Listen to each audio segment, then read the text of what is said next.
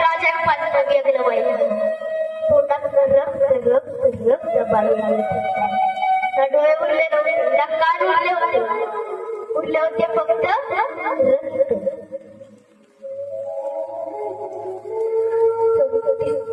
शेवटी शिक्षक करता लग्न घरी अरे कोणीतरी यायचं महाराजांच्या अंगावरती सुरक्षित काम करायचं. कोणीतरी यायचं महाराजांच्या अंगावरती गरम पाणी वाटायचं. अरे कसा महाराजांचा गेल तडफडत होता. अरे कोणीतरी यायचं हातात वर घ्यायचं महाराजांच्या अंगावरती बोलायचं. महाराजांना अरे कोणीतरी यायचं महाराजांच्या अंगावरती फुंकायचं. कोणीतरी यायचं हातात जायचं, हाताची बोट कापून द्यायची. अरे कोणीतरी यायचं गुडघ्याच्या वाट्या काढून कुत्र्या गिधाडांना खायला द्यायचं.